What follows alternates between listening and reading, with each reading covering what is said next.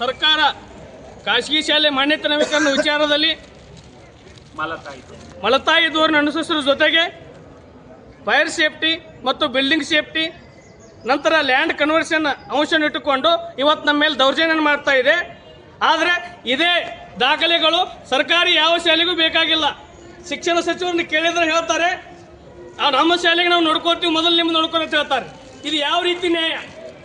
ಸರ್ಕಾರ ಕೂಡಲೇ ಏನು ಮಾಡಬೇಕಂದ್ರೆ ಈ ನಮಗೆ ಫೈರ್ ಸೇಫ್ಟಿ ಮತ್ತು ಬಿಲ್ಡಿಂಗ್ ಸೇಫ್ಟಿ ಲ್ಯಾಂಡ್ ಕನ್ವರ್ಷನ್ನಿಂದ ವಿನಾಯಿತಿ ಕೊಟ್ಟು ನಮಗೆ 10 ವರ್ಷದ ಮಾನ್ಯತೆಯನ್ನು ನವೀಕರಣ ಕೊಡಬೇಕು.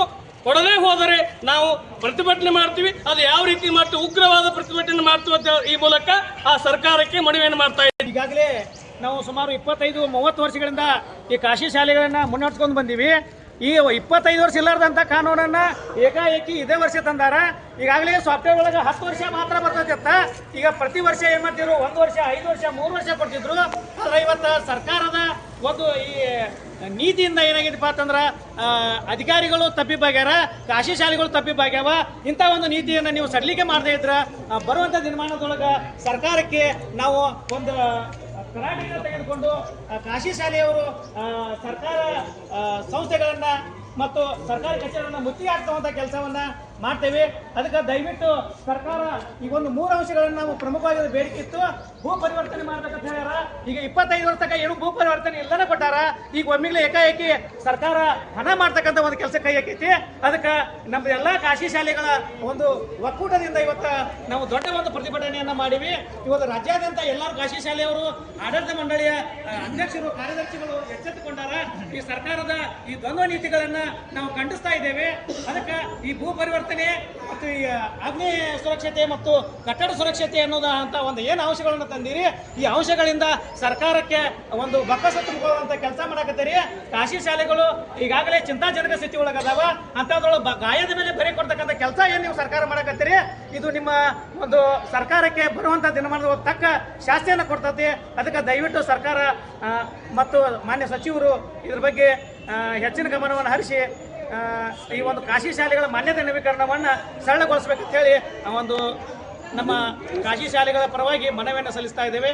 ಈ ಒಂದು ಮನವಿಗೆ ಎಲ್ಲರೂ ಸ್ಪಂದಿಸಬೇಕು ಅಂತ ಹೇಳಿ ನಮ್ಮ ಬೇಡಿಕೆ. ವರದಿಯನ್ನು ಮನವಿಯನ್ನು ಓದಿ ಸರ್ಕಾರಕ್ಕೆ ಅಧಿಕಾರಿಗಳ ಮೂಲಕ ಎಚ್ಚರಿಸಿಕೊಳ್ಳುವಂಥ ಕೆಲಸವನ್ನು ಮಾಡ್ತಿದ್ದೀವಿ. ಅದಕ್ಕಾಗಿ ಮಾನ್ಯ DC ಸಾಹೇಬರಿಗೆ ಈ ಮನವಿಯನ್ನು ನಾನು ಅವ್ರ ಮುಂದೆ ಓದ್ತೀನಿ.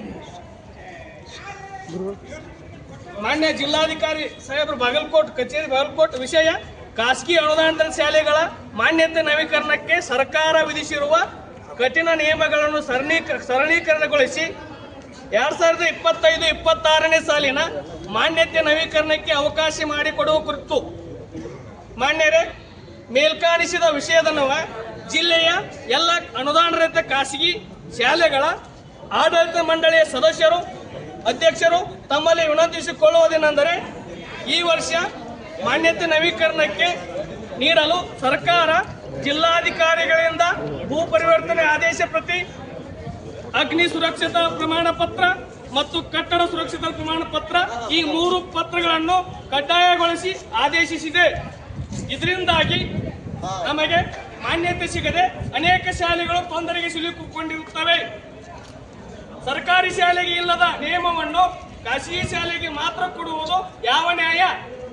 ಆದ ಕಾರಣ ಹೋದ ವರ್ಷ ನಮಗೆ ಮುಚ್ಚಳಿಕೆ ಪತ್ರ ಬರೆಸಿಕೊಂಡು ಮಾನ್ಯತೆ ನವೀಕರಣಕ್ಕೆ ಅವಕಾಶವಿತ್ತು. ಆದರೆ ಈ ವರ್ಷ ಅದನ್ನು ತೆಗೆದು ಹಾಕಿರುವುದರಿಂದ ಅನೇಕ ವರ್ಷಗಳಿಂದ ಸಮಾಜ ಸೇವೆಯನ್ನೇ ಉದ್ದೇಶವಾಗಿ ಇಟ್ಟುಕೊಂಡು ಬಂದಿರತಕ್ಕಂಥ ಶಾಲೆಗಳು ಇವತ್ತು ಮುಚ್ಚುವ ಹಂತಕ್ಕೆ ಬಂದಿವೆ.